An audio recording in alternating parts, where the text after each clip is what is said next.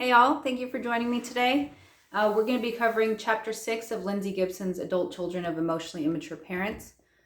We are moving to a summary format today, so a little different than what you've been seeing in the previous YouTube recordings if you've been following. I do recommend you pick up your own copy. You can check out more at our site, www.findingyourselfsatx.com. There you can fill out our free life balance questionnaire and get your first consult is always free. So we'll talk through that questionnaire with you. So without further ado, since this is going to be a shorter video, I'll go ahead and get started. Chapter 6, What It's Like to Be an Internalizer. As children, perceptive internalizers can't help but notice it when their parents aren't truly connecting with them. They register emotional hurt in a way that a less aware child doesn't, and therefore are affected deeply by growing up with emotionally immature parents. Because internalizers are sensitive to the subtleties of their relationships with loved ones, when they have an emotionally unengaged parent, they are much more aware of the painful loneliness that results. In this chapter, we'll take a closer look at the characteristics of internalizers. We'll also explore the pitfalls of an internalizing style. Particularly, low hopes for a close connection can lead people to do too much for others, to the point of neglecting themselves.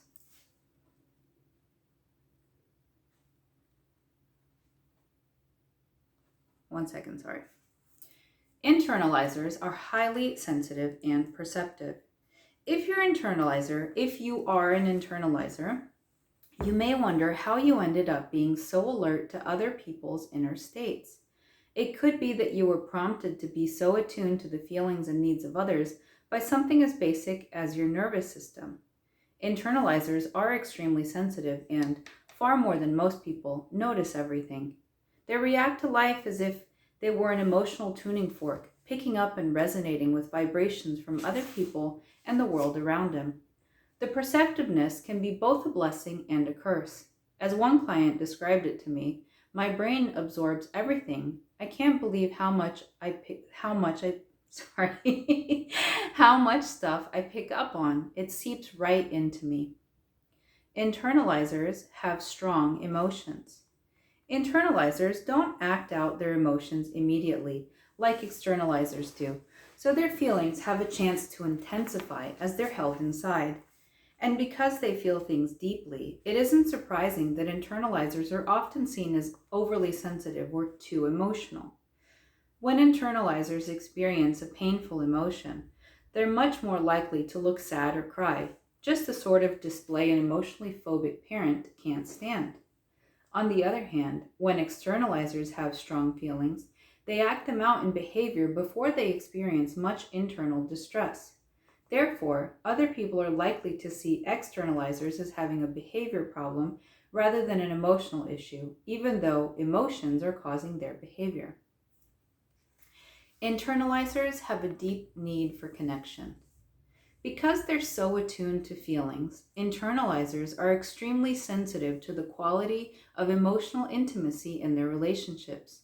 Their entire personality longs for emotional spontaneity and intimacy, and they can't be satisfied with less. Therefore, when they're raised by immature and emotionally phobic parents, they feel painfully lonely. If there's anything internalizers have in common, it's their need to share their inner experience.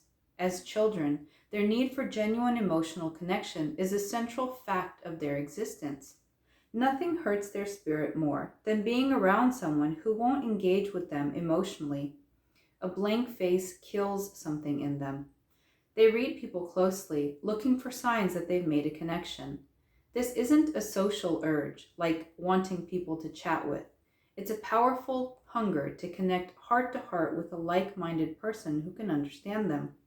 They find nothing more exhilarating than clicking with someone who gets them. When they can't make that kind of connection, they feel emotional loneliness.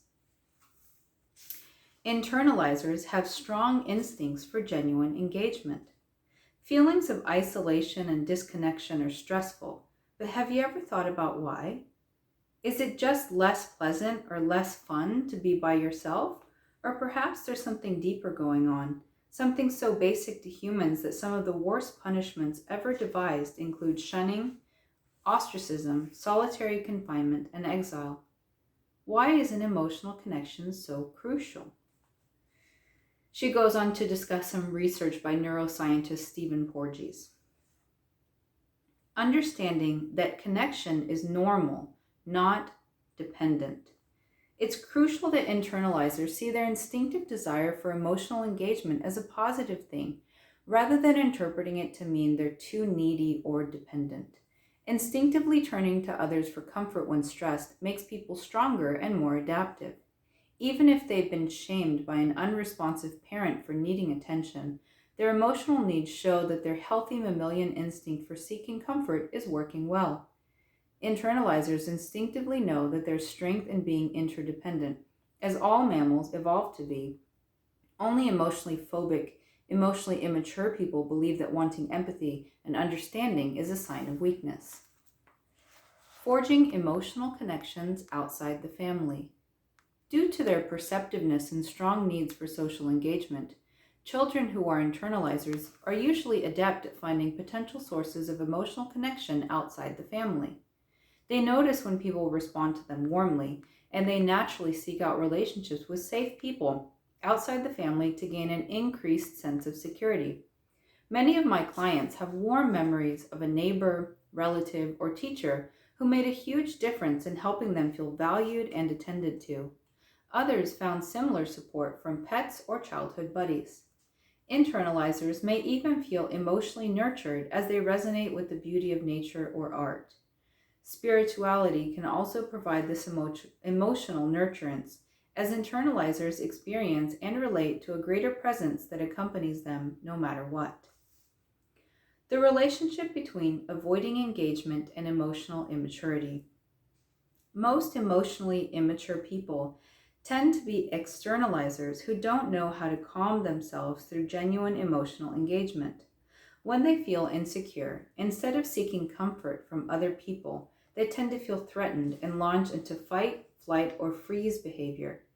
They react to anxious moments in relationships with rigid, defensive behaviors that alienate other people rather than bringing them closer. Anger, blame, criticism, and domination are all signs of poorly functioning skills in seeking comfort. Externalizers simply don't know how to reach out for soothing. The role of emotional connection skills in physical survival. A strong drive for comforting through close connection has benefits beyond just making people feel better. It can be a lifesaver. Using close relationships for reassurance and support is one of the traits that help people survive extreme, life-threatening conditions.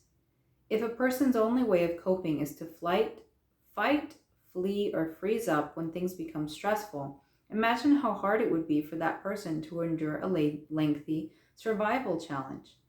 Research into people who live through nearly impossible circumstances shows that they invariably call upon their present relationships and memories of loved ones as sources of inspiration and determination to survive.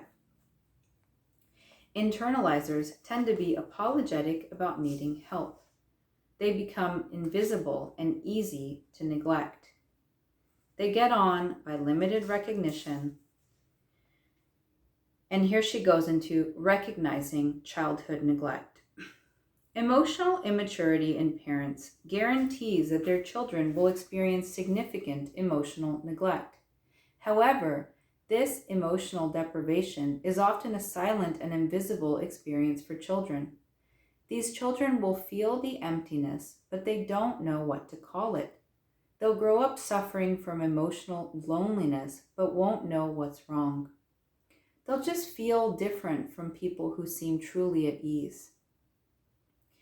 If you're interested in exploring whether you have experienced emotional deprivation in childhood, the 1993 book Reinventing Your Life by Jeffrey Young and Janet Klosko offers additional information to help people determine if they were emotionally deprived.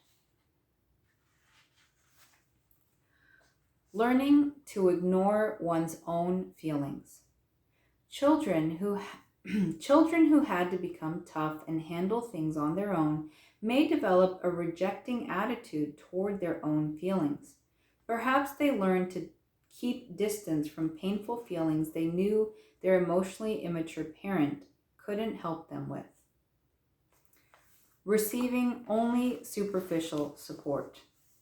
Another form of neglect occurs when emotionally immature parents give such superficial comfort that they aren't at all helpful to a scared child.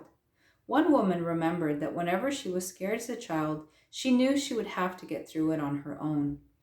When I asked her whether she remembered ever getting help with her fears, she said, "That feels like a foreign idea to me. It would be nice to know someone understands, but I never felt that way. I don't remember anyone being able to help with the fears I was having. They just said generic things like, 'Oh, you're going to be fine. Oh, it'll be okay,' or 'There's no need to feel that way. You'll feel better soon.'" Internalizers are overly independent. Emotional neglect can make premature independence feel like a virtue.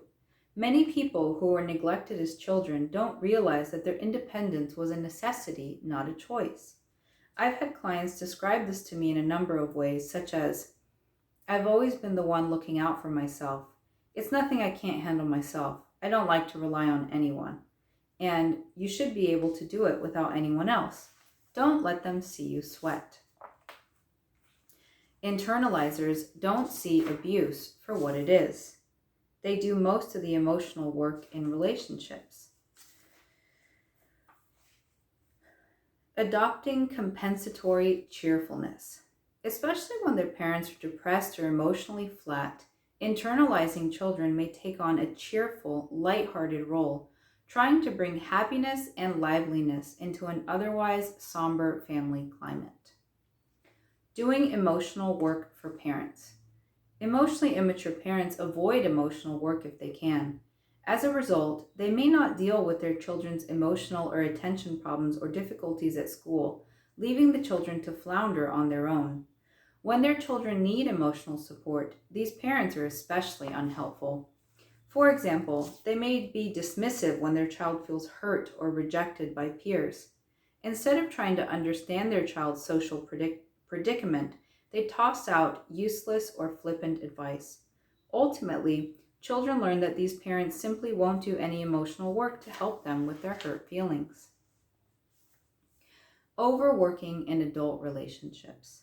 Many internalizing children optimistically believe that when they grow up, they'll be able to single-handedly love another person into a good relationship. Reflecting on her failing marriage, one woman put it this way: "I thought I could be enough for both of us." Internalizers are accustomed to supplying most of the empathy and doing more than their fair share in trying to get along. And for a long time, they may not notice that they're getting worn out while the other person isn't changing at all. Attracting needy people. From an early age, internalizers can seem so self-contained that emotionally immature people can't resist leaning on them. Internalizers are so perceptive and sensible that even people they've never met before may instinctively trust them in a stressful situation. Believing that self-neglect will bring love. Many internalizers subconsciously believe that neglecting oneself is a sign of being a good person. When self-absorbed parents make excessive claims on their children's energy and attention, they teach them that self-sacrifice is the worthiest ideal, a message that internalizing children are likely to take very seriously. These children don't realize that their self-sacrifice has been pushed on them to unhealthy levels due to their parents' self-centeredness. Summary. Internalizers are highly perceptive and extremely sensitive to other people. Because of their strong need to connect, growing up with an emotionally immature parent is especially painful for them. Internalizers have strong emotions but shrink from bothering other people, making them easy for emotionally immature parents to neglect. They develop a role self that's overly focused on other people, along with the healing fantasy that they can change others' feelings and behaviors toward them. They get on with very little support from others and end up doing too much emotional work in their relationships, which can lead to resentment and exhaustion.